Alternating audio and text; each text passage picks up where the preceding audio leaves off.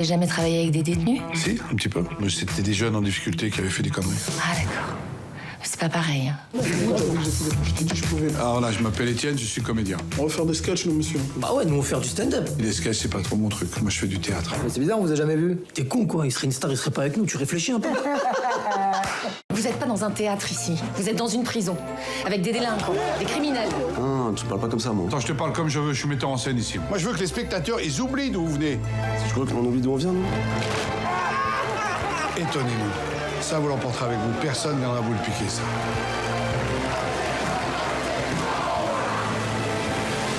T'es fâché? Ah non, non, je suis pas fâché, non. Non mais je joue, là c'est mon texte. Ah bah, c'était bien, là.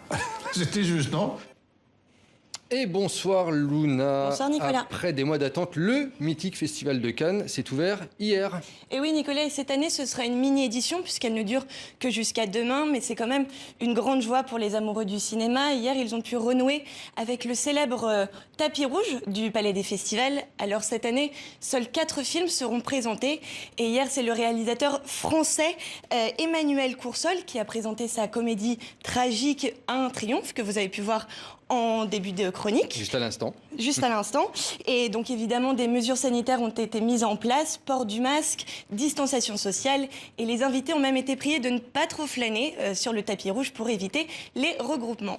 Alors on le sait, hein, Luna, les temps sont durs pour le cinéma à cause du coronavirus. Le Festival de Cannes a cette année une symbolique vraiment toute particulière. Hein. Particulière, oui, parce que l'idée c'est surtout de montrer que le cinéma n'est pas mort, parce qu'on le sait, le Festival de Cannes c'est une vitrine pour les films et leur visibilité à l'international. Alors effectivement, en ce moment, c'est un peu compliqué pour les salles obscures, mais les organisateurs du festival ont voulu réaffirmer l'importance de faire, mais surtout de montrer des films. On écoute Pierre Lescure, le président du Festival de Cannes.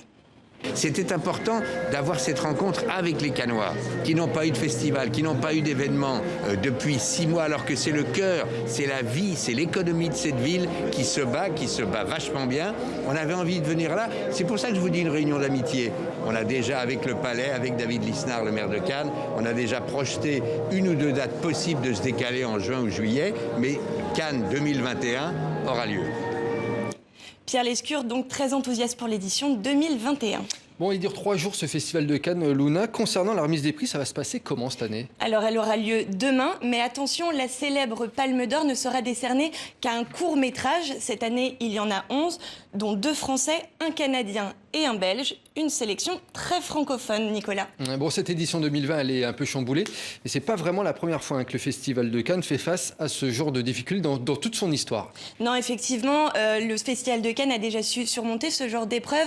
En 1939, il avait dû être annulé à cause du déclenchement de la Seconde Guerre mondiale, donc on le comprend. En 1948 et en 1950 également, mais cette fois pour des raisons économiques. Et puis la dernière en date, c'est 1968. Et cette fois, c'est la révolte étudiante qui avait eu raison du festival. Bon, on aura l'occasion de reparler de ce Festival de Cannes ces prochains jours avec vous, Luna. On reste dans le 7e art, dans le cinéma, mais on part en Égypte cette fois. On l'appelle le Cannes du monde arabe. C'est le festival d'El Gouna qui a lui aussi lieu en ce moment. Il a débuté le 23 octobre et se tiendra jusqu'au 31. Alors vous pouvez le voir sur les images, les stars ont su s'adapter à la Covid-19. Les paillettes se sont invitées sur les masques. C'est pas mal, hein? Ah, c'est assez joli, hein? Original. Ouais, vraiment, ça donne un style. Et cette année, surtout, l'invité d'honneur, c'était Gérard Depardieu. Il a reçu l'Étoile d'Or pour l'ensemble de sa carrière. Et il en a profité pour lancer une petite pique au Festival de Cannes.